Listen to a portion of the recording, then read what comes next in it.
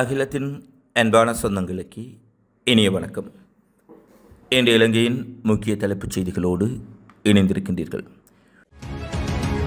ஊவா மாகாண சபையின் நிதியை வங்கியிலிருந்து எடுத்து அதை தொடர்ச்சியான அல்லது மூலதன செலவினங்களுக்கு செலவிடுவது குற்றமல்ல என நேற்று லஞ்சம் மற்றும் ஊழல் ஆணைக்குழுவில் 3 மணி நேரம் வாக்குமூலம் அளித்த முன்னாள் ஜனாதிபதி ரணில் விக்ரமசிங்க தெரிவித்துள்ளார். கடந்த ஆட்சியின் போது ஊவா மாகாண சபையின் முன்னாள் முதலமைச்சர் சாமர சம்பத் தசநாயக்க ஊவா மாகாண சபை நிதியை வங்கியிலிருந்து திரும்பப் பெற்றமை தொடர்பாக ரணில் விக்ரமசிங்க ஆணைக்குழுவுக்கு அழைக்கப்பட்டார். நான் ஆணைக்குழுவிடம் ஒரு வாக்குமூலம் அளித்து எனது கருத்தை விளக்கினேன். இதன் மூலம் வங்கிக் கணக்கில் நிதியை வைத்திருப்பது தான் உண்மையான குற்றம் என்றும் நான் கூறினேன் என ரணில் விக்ரமசிங்க ஊடகங்களுக்கு கருத்து வெளியிட்டுள்ளார். ஊவா மாகாண சபையின் முன்னாள் மேலதிக செயலாளர் மகேஷ் கம்மம்பில கையூட்டல் ஒழிப்பு ஆணைக்குழுவினால் கைது செய்யப்பட்டுள்ளார். விவசாய ராயங்க அமைச்சின் மேலதிக செயலாளராக பதவி வகித்த காலப்பகுதியில் இடம்பெற்ற ஊழல் சம்பவம் ஒன்று தொடர்பில் அவர் கைது செய்யப்பட்டுள்ளார்.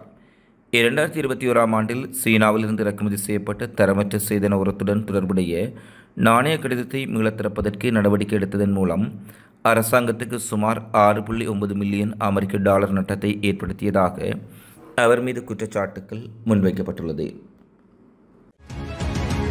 சீனாவின் வர்த்தகத்துறை அமைச்சர் வாங் வேண்டாவோ எதிர்வரும் ஜூன் மாதம் இலங்கைக்கான விஜயத்தை மேற்கொள்ள உள்ளதாக இலங்கை அரசாங்கத்தின் வெளிவிவகாரத்துறை தெரிவித்துள்ளது.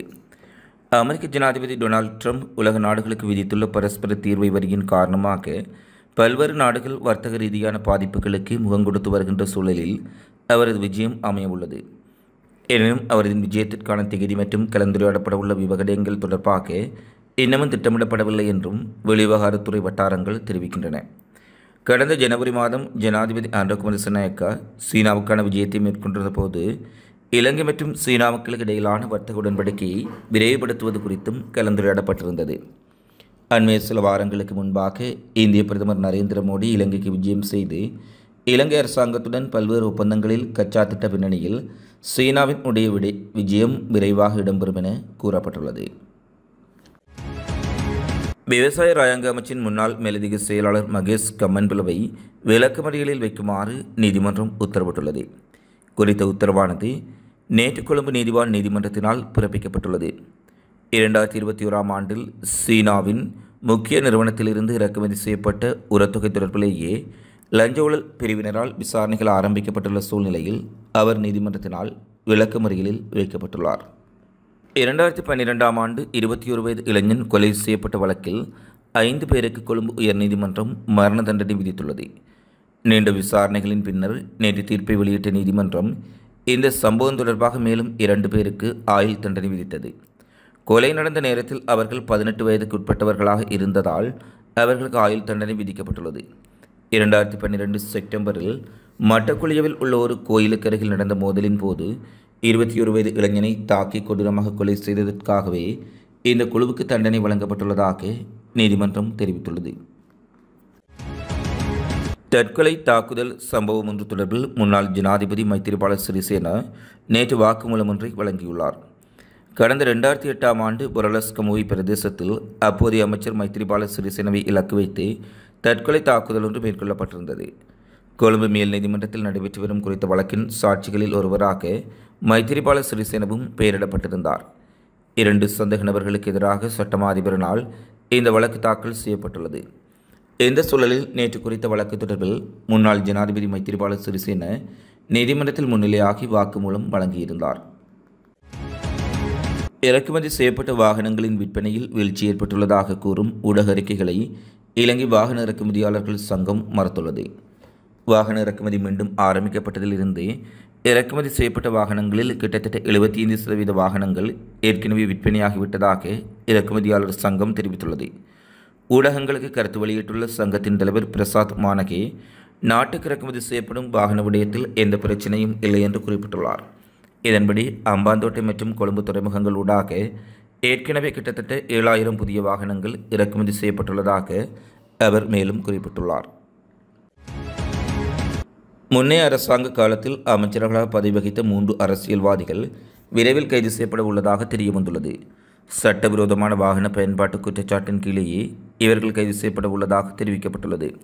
பதிவு செய்யப்படாத வாகனங்களை பயன்படுத்திய குற்றச்சாட்டின் கீழ் ஏற்கனவே முன்னாள் அமைச்சர்கள் 3 கைது செய்யப்பட்டு பிணையில் செல்ல அனுமதிக்கப்பட்டுள்ளார்கள்.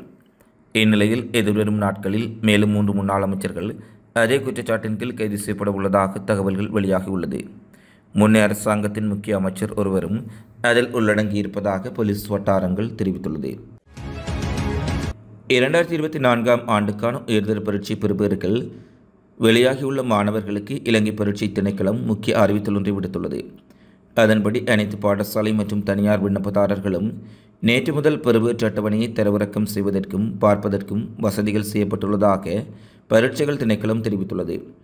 onlineexams.gov.lk என்ற இணைப்புக்கு சென்று தேசிய அடையாள அட்டை எண்ணை உள்ளிடுவதன் மூலம் பெறுபேற்று அட்டவணையை தரவிறக்கம் செய்ய அல்லது பார்வையிட வசதிகள் செய்யப்பட்டுள்ளது. இலங்கை பரீட்சை திணைக்களத்தின் உத்தியோக வலைத்தளங்களான www.results.exam.government.lk போன்ற வெப்சைட்டுகளிலும் பார்வையிடலாம் என்றும் தெரிவிக்கப்பட்டுள்ளது. அட்டாம்பட்டிய நெலுவ கிம்ரோஸ் பகுதியில் மின்னல் தாக்கியதில் பெண்ணொருவர் உயிரிழந்ததாக காவல்துறை தெரிவித்துள்ளது. அத்துடன் 5 பெண்களும் ஆணொருவரும் பாதிக்கப்பட்ட நிலையில் வைத்தியசாலையில் அனுமதிக்கப்பட்டுள்ளதாக தெரிவிக்கப்பட்டுள்ளது. குறித்த பகுதியில் உள்ள தேயிலை மடுவு ஒன்றில் வைத்து அவர்கள் இந்த அனர்த்தத்துக்கு முன்கொடுத்துள்ளதாக காவல்துறை தெரிவித்துள்ளது. சம்பவத்தில் பலியான பெண் குறித்த பகுதியைச் சேர்ந்த 48 வயதுடையவர் என தெரியவந்துள்ளது.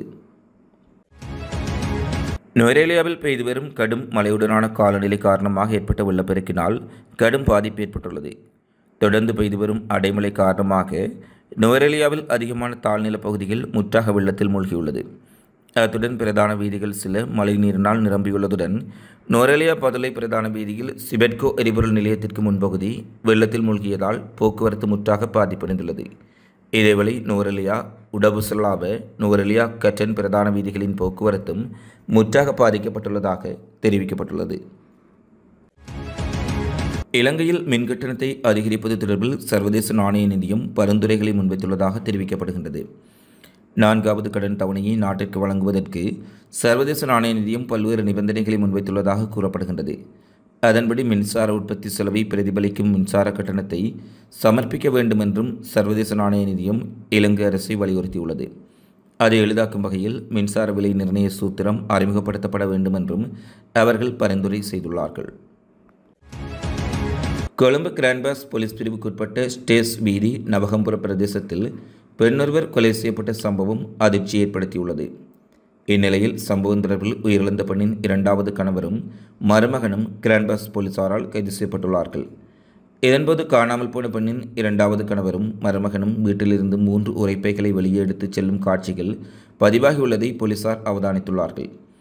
இது தொடர்பில் போலீசாரால் மேற்கொள்ளப்பட்ட விசாரணைகளில் சந்தேக நபர்கள் இருவரும் காணாமல் போன பெண்ணை கொலை செய்து அவரது சடலத்தை துண்டு துண்டாக வெட்டி உரப்பைகளில் போட்டு நவகம்பர பிரதேசத்தில் உள்ள குப்பையாற்றில் வீசியுள்ளதாக விசாரணைகளில் தெரியவந்துள்ளது. வவுனியாவில் தம்பனை புளியங்குளத்தில் மீட்கப்பட்ட சடலத்தை அடையாளம் காண உதவுமாறு நெலுக்குளம் போலீஸ் பொறுப்பதிகாரி DM சமரகோன் கோரிக்கை விடுத்துள்ளார். வவுனியா ராசேந்திரகுளம் கிராம அலுவலர் பிரிவுக்குட்பட்ட நெலுக்குளம் நேரியகுளம் வீதியில் உள்ள தம்பனை புளியங்குளம் பகுதியிலிருந்து கடந்த 1ஆம் தேதி சடலம் ஒன்று மீட்கப்பட்டது. குறித்த சடலம் 40 வயதுக்கு மேற்பட்டவர் என அடையாளம் காணப்பட்டுள்ளதுடன் மரணமடைந்து 10 முதல் 15 நாட்களுக்கு பின்னரே குறித்த சடலம் மீட்கப்பட்டுள்ளது. மீட்கப்பட்ட சடலம் ஒரு குலைந்த நிலையில் காணப்பட்டதால் சடலத்தை பற்றிய மேலதிக அடையாளங்களை பெற முடியவில்லை. அத்துடன் நீல நிற கோடு போட்ட சட்டை ஒன்றும் அவரது சடலத்தின் அருகில் கண்டுபிடிக்கப்பட்டுள்ளது. மேலும் குறித்த சடலம் வவுனியா வைத்தியசாலையில் உள்ள பிரேதரை குளிரூட்டி இயங்காமையினால் முல்லைத்தீவு வைத்தியசாலையில் வைக்கப்பட்டுள்ளதாக போலீசார் மேலும் தெரிவித்துள்ளார்கள். இத்துடன் இலங்கையின் இன்றைய பிரதான தலைப்புச் செய்திகள் நிறைவடைகின்றன. தொடர்ந்தும் இலங்கை செய்திகளை உடனுக்குடன் தெரிந்து கொள்ள அகிலத்தோடு இணைந்திருங்கள். இந்த காணொளி தொடர்பிலான உங்களது மதிப்புமிக்க கருத்துக்களை கமெண்ட்ஸில் தவறாமல் பதிவிடுங்கள். மீண்டும் அடுத்த காணொளியில் சந்திப்போம். நன்றி, வணக்கம்.